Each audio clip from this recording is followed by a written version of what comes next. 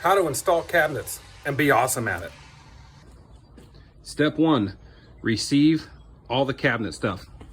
So when they do your delivery, you need to pay attention to how many boxes they give you and go down your shipping ticket or whatever and make sure they've delivered it all. You're also going to be checking for other things that they commonly miss, such as like wrapped up loose panels, boxes of trim. That exact one right there, they actually forgot to deliver the first time and I missed it. So just check the number of cabinets you actually receive, but especially pay attention to those accessory line items.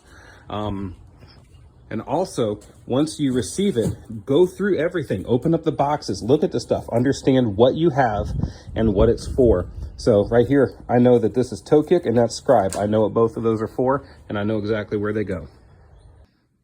Step two, understand. You've got a lot of information at your fingertips and you need to understand every single bit of it before you even start messing with these cabinets. You're going to have some elevations and some drawings from the cabinet company. Maybe they're on your email, maybe they're posted on the job site, but you need to go through and unbox the cabinets, understand what they're for, understand which ones they are on the layout and where each one goes. And then also on information, you need to understand the surface you're mounting them to. I've already went through and I've marked off my level line for the bottom of my uppers, and I've marked where my studs are.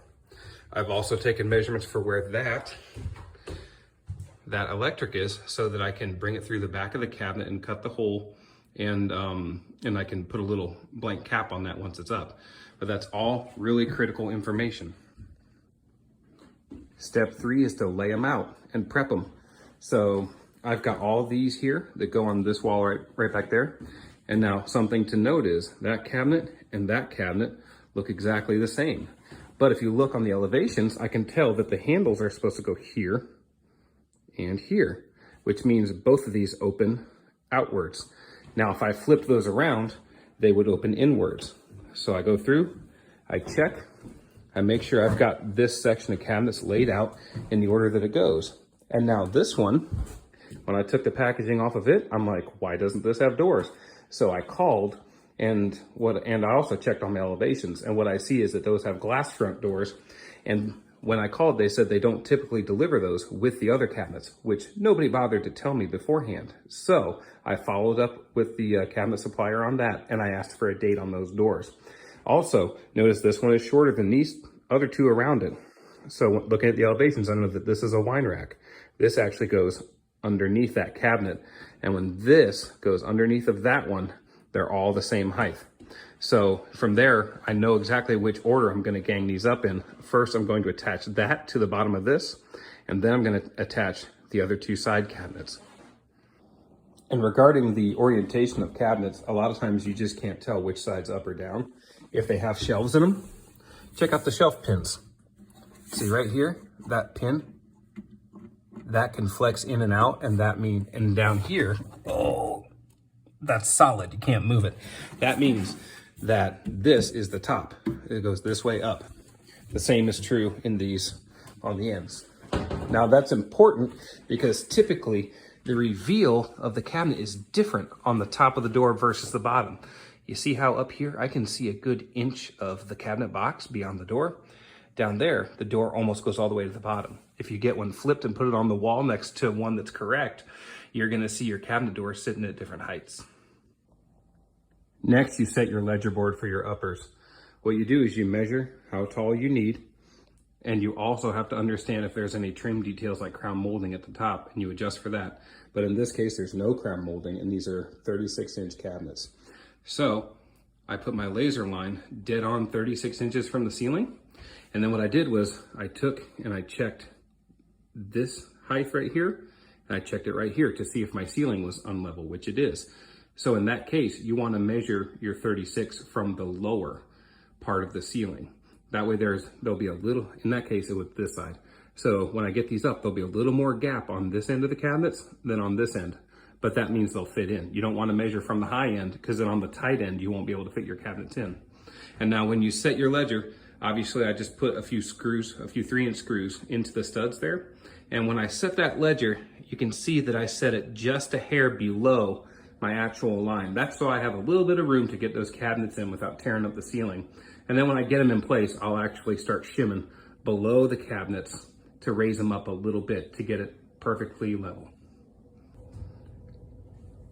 Now, take and copy your stud marks that you made on the wall and transfer those down to your ledger. Because once you get cabinets up here, you won't see that wall. Now, prep the cabinets to get put on the wall. This involves labeling the doors and the boxes. Those both say 1. And make sure you put that piece of 1 so that 1 is oriented just like you would read it. That's going to help you not to get the doors flipped around when you put them back on. And so when you unscrew those doors and those hinges, take the screw, put it back in the hole. Just give it a couple turns. Don't tighten it up at all, but just enough to hold it. That way we don't lose it during the process. All right, as you get ready to gang your cabinets together, if it's a small run of cabinets and you can lift it with yourself or with whoever you have, I prefer to do it on the ground. It's a lot easier. You can also stick them up on the wall and do this one by one. But tools, you're probably gonna need some small quick grips. Specialty tools, these are Bessey face frame clamps to get the faces aligned and so one doesn't sit proud of the one next to it. And this, I did it for years without this, but this is extremely helpful. This is for lifting your base cabinets and helping you just move the whole run of cabinets easily while you shim it out level. So that's a nice one. I don't use it as much, but when you use it, you really use it. Hardware, you typically gang my face frames together with 2-inch coarse thread drywall screws. They have a really good grip. You're also gonna need an assortment of other cabinet screws and finish head screws in various lengths. I also like to have white and just regular brass finish, depending on what the inside of the cabinets look like. You wanna try and match your screw head to the inside of the cabinet. If it's like a wood grain, you just use that regular brass finish. All right, ganging them together. So this is where you'll pull out your face frame clamps.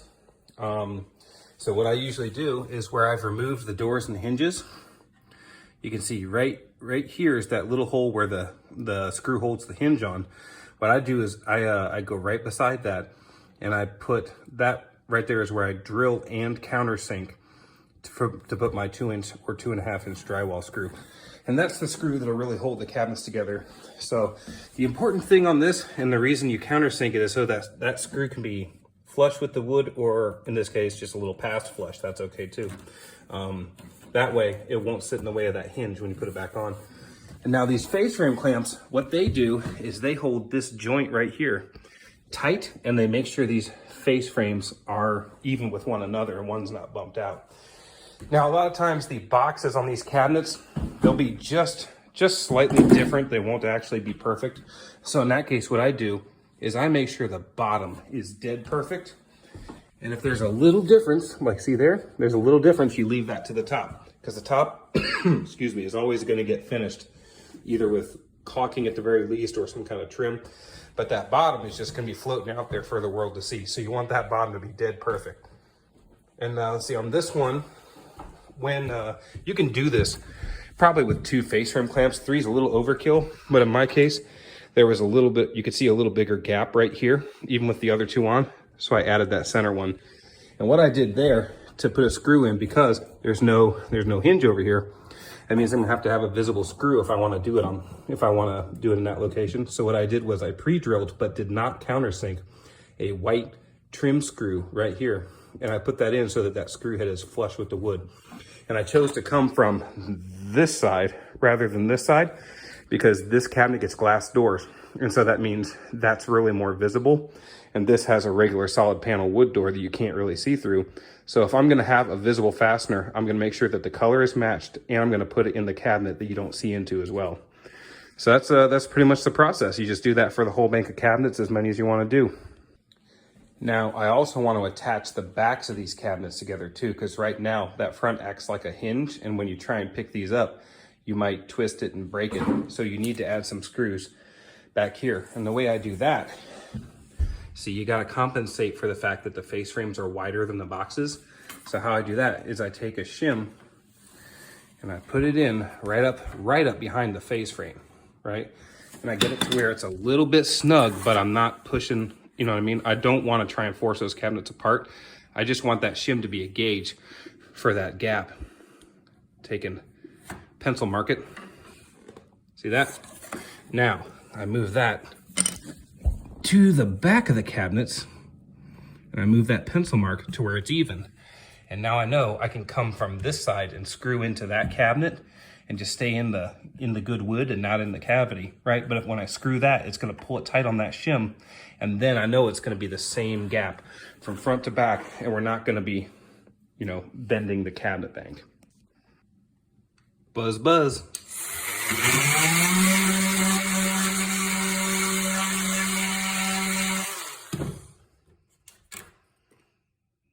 So that bottom is done now. And after I get all the cabinets put together, I'm gonna roll it up right before I lift it up. When I do that, I'm gonna do the top corners as well. Same process. Okay, so I've got my cabinets all getting together on face frames and in the back corners. I've got my ledger board. I've got all my information written down and marked as it should be. I've got my drill on me with the correct driver in it. I've got some shims in my back pocket. And in here, I've taken measurements so I can get a couple of screws in. Since I'm working by myself, normally you'd be lifting a bank of cabinets with two guys, but this is pretty small. So I've marked out where my studs are here, and I've transferred that inside. What I've also done is I've marked a center mark on my ledger board, and I've put some tape on there, and I've marked that mark on my cabinets as well. That way I can get them scooted side to side. So, like I said, I'm really careful in the preparation because I'm doing this lift by myself, and I only want to lift it once. I don't want to have to put it back down in order to grab something or fix something once I get it up there. So, here we go.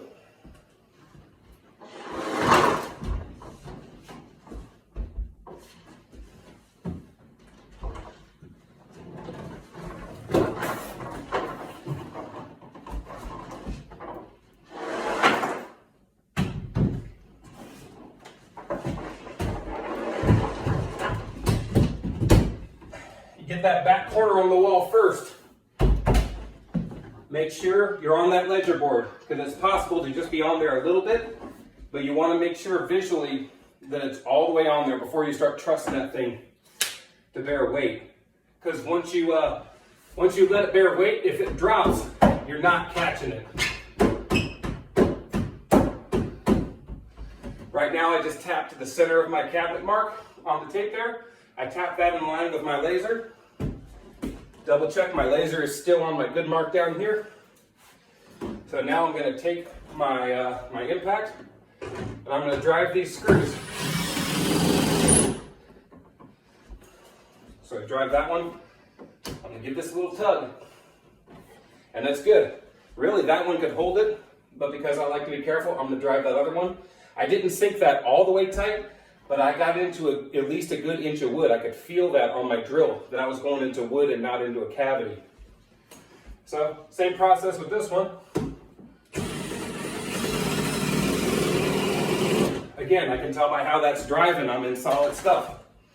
So there it is, it's on the wall.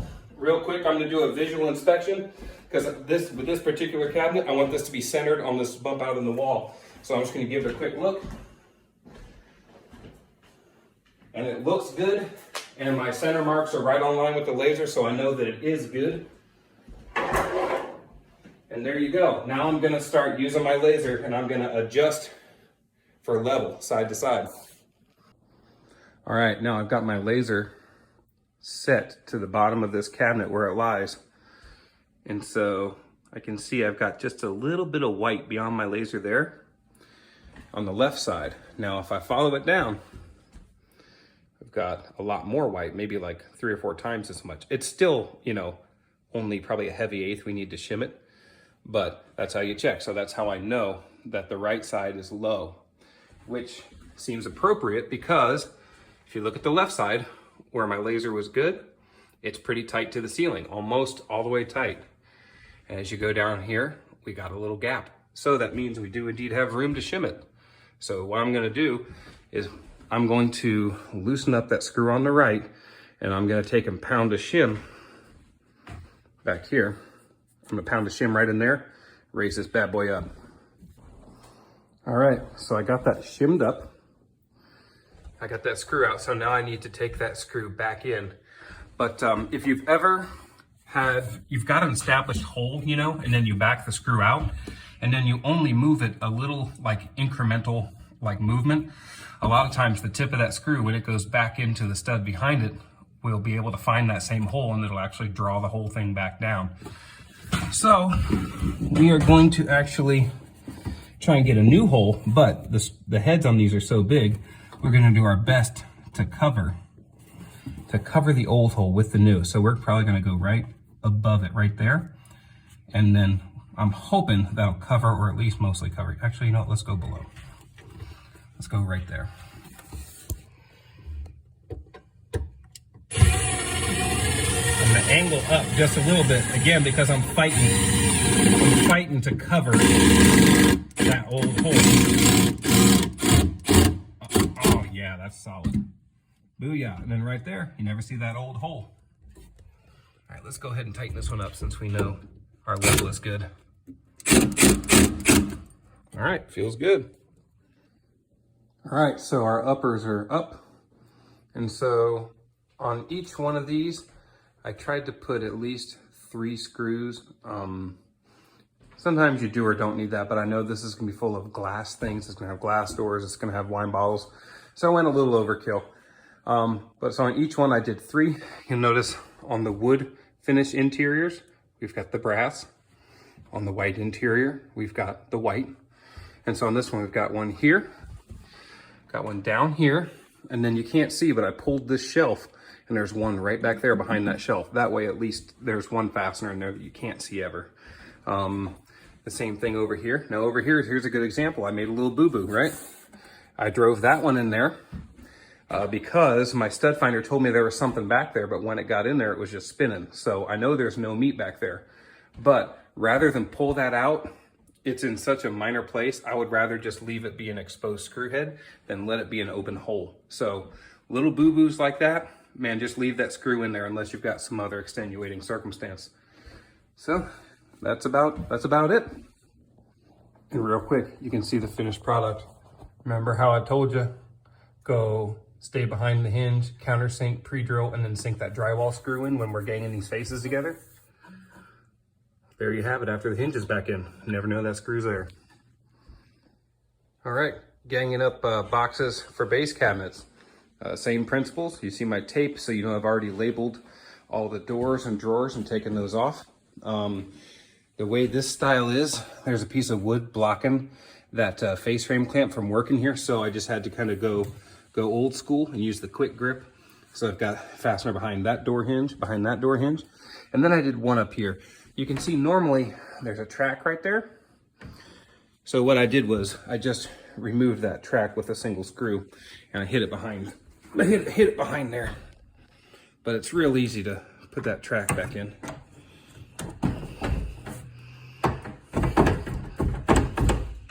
So you just put that back in and line it up, and you'll never see that one.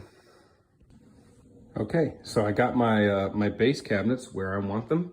I want them centered on the bump out, just like the uppers. So I measure that little chunk there and that same little chunk over there. And once they're even, that means we're centered. So I know we're good there. What I did then is I put little pencil marks on the walls right there and right there. So as I'm shimming it, if it gets bumped a little bit, I can bump it right back without having to remeasure everything. So then I put my laser on the that top rail of the cabinets, and I try and figure out which side is high, because there's usually gonna be a high side and a low side. So in this case, my high side is on the right. And so I came over here and I put a level on front to back. And what I found out was that the absolute highest point here is that corner. So you always start leveling everything up to the high spot, and this corner stays on the ground. So what I did I shimmed that back corner to bring this whole panel up to level front to back. So now I know that this whole right side is exactly where it needs to be. So now what I'm gonna do is I'm gonna shim up the back corner and the front corner on this low side. And I'm gonna bring it up to where I can see the same amount of laser down here on the face as I do down here on the face. And after those two ends are good, I'll also shim under the center too. You always want to shim under a vertical member because that's where you're going to actually have some support. So I'll shim the two ends and get them good, and then the center will probably be bowing down just a hair, so I'll shim that up as well. After that's done, I'll take my brass head cabinet screws and I'll sink them in that top corner, one into each stud. All right, so I've got it level on all four top rails there. So now what do? I'm gonna start attaching it to the wall. And because I'm kind of lazy and I don't feel like using the level, I find a screw that I used on the upper cabinets and I just kind of use a laser, and I know I can put that screw right there because there's a stud. Now, one important thing before you start screwing this thing back to the wall, chances are there's gonna be a little gap where that screw is, and you don't just want to crank it tight to the wall because that's going to make the whole bank of cabinets kind of pull up like that, and it's going to bring that front up higher than the back. So before you tighten that down, throw a shim in. That way it can't pull the cabinet any further back. It's just going to secure it directly where it's at. There we go. And then you do that in each stud. Go through with your multi-tool and just cut those shims off. All right, so at this point I've got 2 electrical access holes cut because by code you can't bury those junction boxes. So what we'll do, because this is a wood interior, we'll get an ivory colored plate to just cover that up. And then, so I cut those out. And now before we start putting doors and drawers back in, we're gonna go ahead and vacuum out all the boxes really well, because later you'll never be able to get to that stuff. All right, and after that, we put doors back on. Make sure everything matches up. In this case, I caulked, since that's a caulk gap at the top, I caulked before I put the doors on, so I didn't have to work my fingers around them.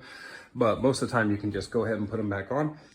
And one thing you want to make sure of is when you do it, you install it at the right height, because there's a little bit of a slot there, and you can move it up and down with that mounting screw. So usually there's a rub mark from the hinge on the face or on the side. You can line it up with that rub mark, and that'll tell you.